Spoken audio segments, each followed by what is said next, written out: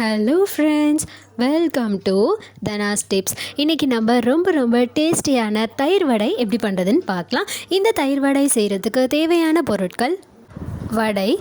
நான் வடை இன்றைக்கி 10 எடுத்திருக்கேன். உங்களுக்கு எத்தனை வடை வேணுமோ அந்த அளவுக்கு நீங்கள் எடுத்துக்கோங்க.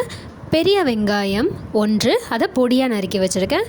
பச்சை மிளகாய் 2, இஞ்சி 1 இன்ச் நீளத்துக்கு எடுத்துக்கலாம். கருவேப்பிலை சிறிதளவு, கொத்தமல்லி தழை சிறிதளவு, மிளகாய்த்தூள் அரை ஸ்பூன், கடுகு அரை ஸ்பூன், உளுத்தம்பருப்பு அரை ஸ்பூன், தேங்காய் துருவல் 1/4 கப், பெருங்காயம் சிறிதளவு, தயிர் 300 மில்லி, உப்பு தேவையான அளவு, எண்ணெய். மிக்ஸி ஜாரில் கருவேப்பிலை, கொத்தமல்லி தழை, பச்சை மிளகாய், இஞ்சி, தேங்காய் துருவல், உப்பு சேர்த்துட்டு கொஞ்சமாக தண்ணி விட்டு அரைச்சி எடுத்துக்கலாம்.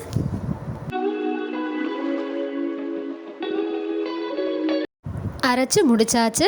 அடுத்து ஒரு டம்ளரில் வெந்நீர் போட்டுக்கலாம். வெந்நீர் நல்லா சூடாக இருக்கும்போதே அதை ஒரு பவுலுக்கு மாற்றிட்டு நம்ம செஞ்சு வச்ச வடை எல்லாத்தையும் அந்த வெந்நீரில் போட்டுட்டு ஒரு 2 நிமிஷத்துக்கு ஊற வச்சு எடுத்துக்கலாம்.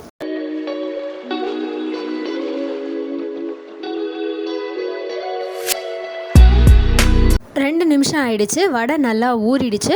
இப்போ வடை எல்லாத்தையும் லைட்டாக அமுத்தி விட்டு பிழிஞ்சு எடுத்துக்கலாம். வடை ரொம்ப அழுத்தி விடக்கூடாது. லைட்டாக ஒரு ஸ்பூன் மேலே வச்சு இந்த மாதிரி அமுத்தி விட்டாலே வடையில் இருக்கிற தண்ணி எல்லாம் வெளியேறிடும்.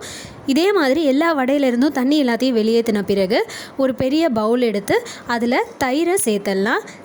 அடுத்து கடாயில் எண்ணெய் விட்டு எண்ணெய் நல்லா சூடானதுக்கப்புறம் கடுகு, உளுத்தம் பருப்பு, கருவேப்பிலை சேர்த்துட்டு தாளித்து எடுத்துக்கலாம். ஒரு பெரிய பவுல் எடுத்து அதில் தயிரை ஊற்றிக்கலாம். இப்போ இந்த தயிரில் நம்ம மிக்ஸி ஜாரில் அரைச்சி வச்ச பேஸ்ட்டை சேர்த்துடலாம்.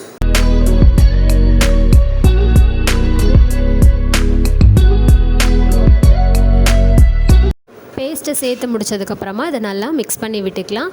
அடுத்து நம்ம தண்ணியில் போட்டு பிழிஞ்சு எடுத்து வச்ச வடையில் நம்ம இப்போ ரெடி பண்ணி வச்சதை சேர்த்துட்டு நல்லா மிக்ஸ் பண்ணி விட்டுக்கலாம்.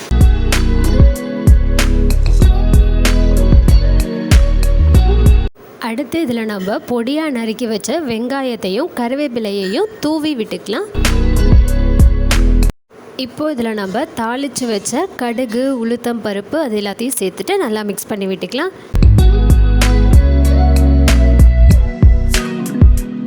இப்போ இதில் நம்ம கொஞ்சமாக மிளகாத்தூளை மேலே தூவி விட்டுக்கலாம்.